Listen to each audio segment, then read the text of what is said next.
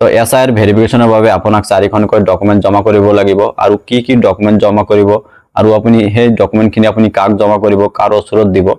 আপোনাৰ যখন বিএলও আছে মানে আপোনাৰ গাঁৱৰ যখন বিএলও আছে সেই বিএলওক আপুনি এই ডকুমেন্টখিনি আপুনি জমা কৰিব লাগিব আৰু যেতিয়া জমা কৰিব মানে জমা কৰাৰ আগতে আপোনাৰ যখন বিএলও আছে প্ৰত্যেকজন ভোটাৰক এখন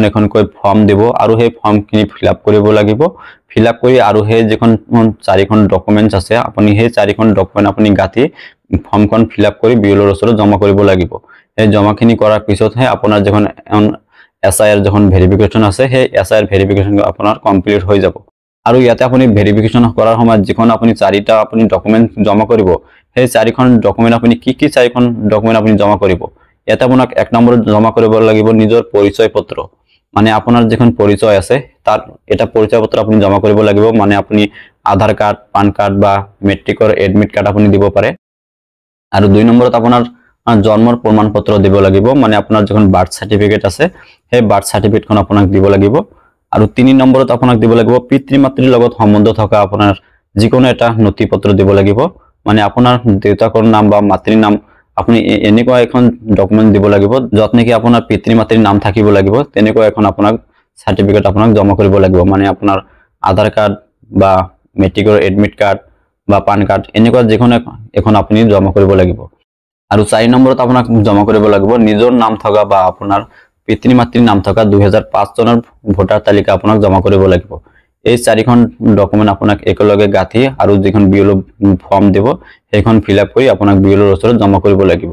জমা কৰাৰ পিছত আপোনাৰ যখন এসআইৰ ফৰ্ম আছে এসআইৰ ভেৰিফিকেশ্যন আছে সেই ভেৰিফিকেশ্যনখন আপোনাৰ কমপ্লিট হৈ যাব আৰু ইয়াতে এটা কথা হল এই যখন 4টা ডকুমেন্টস আছে এই 4টা ডকুমেন্টসৰ ভিতৰত 3টা ডকুমেন্ট সকলোৰে আছে কিন্তু এটা ডকুমেন্ট মানে বাৰ্থ সাৰ্টিফিকেট এই যখন বাৰ্থ সাৰ্টিফিকেট আছে এই জন্মৰ প্ৰমাণ পত্ৰ কিন্তু সকলোৰে নাই যিসকলৰ এতিয়া বাৰ্থ সাৰ্টিফিকেটখন নাই তেওঁলোকে কি জমা কৰিব এইটো হল মূল কথা মানে যিসকলৰ বাৰ্থ সাৰ্টিফিকেট আছে হেগতেতে জমা কৰিব কিন্তু যিসকলৰ নাই তেওঁলোকে কি জমা কৰিব এটো এটা ডাঙৰ কোৱেশ্চন হয় যিসকলৰ বাৰ্থ সাৰ্টিফিকেট নাই তেওঁলোকক মই এটা কথা কম মানে এতিয়ালৈকে মানে ফাইনাল ডিসিশন মানে চূড়ান্ত সিদ্ধান্ত আহা নাই যে আপোনাক বাৰ্থ সাৰ্টিফিকেটখন আপোনাক জমা কৰিবই লাগিব এতিয়ালৈকে কিন্তু মানে ফাইনাল ডিসিশন হোৱা নাই যেতিয়া নেকি ফাইনাল ডিসিশন হ'ব তেতিয়া কিন্তু আপোনাক দিবই লাগিব আৰু এতিয়া কথা হল যদি ফাইনাল ডিসিশন দিয়ে যে বাৰ্থ সাৰ্টিফিকেটখন আপোনাক দিবই লাগিব মানে জন্মৰ প্ৰমাণ পত্ৰখন আপোনাক দিবই লাগিব তেতিয়া আপুনি কত পাব যদি আপোনাৰ বাৰ্থ সাৰ্টিফিকেট না থাকে সেই ক্ষেত্ৰত কিন্তু আপুনি অনলাইন যোগে কিন্তু আপুনি বনাব পাৰিব মানে বৰ্তমান কিন্তু অনলাইন যোগে আপুনি বাৰ্থ সাৰ্টিফিকেট বনাব পাৰে মানে জন্মৰ প্ৰমাণ পত্ৰ আপুনি নিজে আপুনি ঘৰত বহি আপুনি কৰিব পাৰিব অথবা আপোনাৰ যখন ওচৰে পাজৰে পিএসসি আছে বা আপোনাৰ সাব সেন্টাৰ আছে আপোনাৰ ওচৰে পাজৰে যখন হস্পিটাল আছে তাত গৈ আপুনি বনাব পাৰিব অথবা আপুনি আপোনাৰ যদি চিনাকি কোনো ব্যক্তি থাকে তাৰ লগত যোগাযোগ কৰি আপুনি বনাব পাৰিব আৰু ইয়াতে এটা জানিবলগীয়া কথা আছে মানে গুৰুত্বপূৰ্ণ এটা কথা আছে মানে কি হয় বৰ্তমান বাৰ্থ সাৰ্টিফিকেটৰ নামত কিন্তু বহুত স্ক্যাম চলি আছে আপোনালোকে ইয়াৰ পৰা সাৱধানত থাকিব